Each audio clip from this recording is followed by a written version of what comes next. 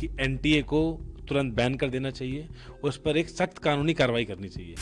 प्रधानमंत्री जी से गुहार है कि आपके सामने अब दो चीज़ें हैं, या तो आप 35 लाख छात्रों को, युवाओं को न्याय दें, या अपने करप्ट शिक्षा मंत्रालय को और जो एनटीए है उसको बचाएं।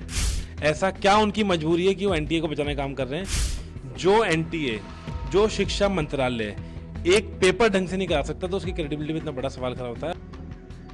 यूजी रिजल्ट का विवाद अभी ठंडा नहीं हुआ कि शिक्षा मंत्रालय ने बुधवार को यूजीसी नेट को रद्द करने का ऐलान कर दिया। मामले की जांच सीबीआई को सौंपी गई है। यूजीसी नेट अब नए सिरे से आयोजित कराया जाएगा। शिक्षा मंत्रालय ने ये फैसला गृह मंत्रालय से परीक्षा में धांधली के इनपुट मिलने के बाद लिया है। हालांकि इसको लेकर छात्रों में रोष है। इस बीच एनएसयूआई के अध्यक्ष वरुण चौधरी ने क्या कुछ कहा, सुनिए। 24 लाख छात्र आप देखेंगे कितने दिनों से इस तड़पती धूप में, आप देखेंगे गर्मी में अपनी गुहार लगा रहा है। साथ में एनएसयूआई के साथी भी गुहार लगा रहे थे न्याय की। और जिस तरीके से नेट का पेपर, आज मैंने सुबह प्रेस के माध्यम से बोला था कि एनटीए को तुरंत बैन कर देना चाहिए। मैं फिर वही मांग करता हूं कि एनटीए को तुरंत बैन कर देना चाहिए, उस पर एक सख्त कानूनी कार्रवाई करनी चाहिए।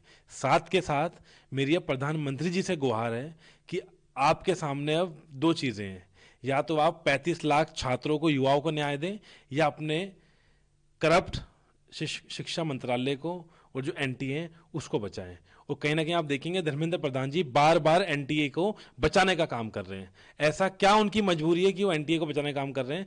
कहीं ना कहीं मुझे लगता है अब धर्मेंद्र प्रधान जी जो पेपर लीक की धांधली का ये जो व्यापार शुरू करा एनटीए ने, इसमें खुद शामिल है। हमने 24 तारीख को तो संसद घेराव करा था, उसमें अब हम नेट के जो हमारे विद्यार्थी थे उनको भी हम अपील करेंगे कि वो आएँ।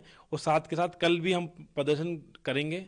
21 तारीख को देश भर की जो यूनिवर्सिटीज़ हैं, हमारी जो कैंपसेज हैं पूरे देश में, लगभग हमने 300 कैंपसेज करें आइडेंटिफाई, उन 300 कैंपसेज में प्रोटेस्ट होगा।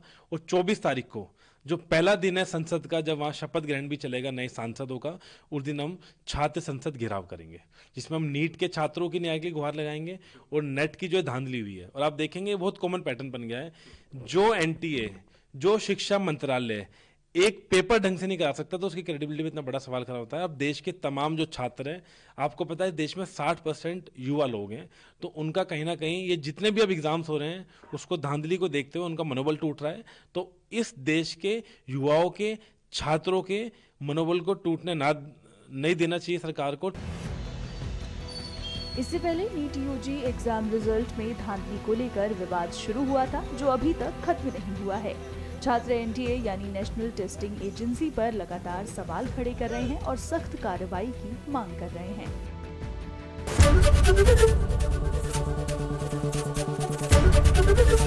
एबीपी गंगा, खबर आपकी, जुबान आपकी।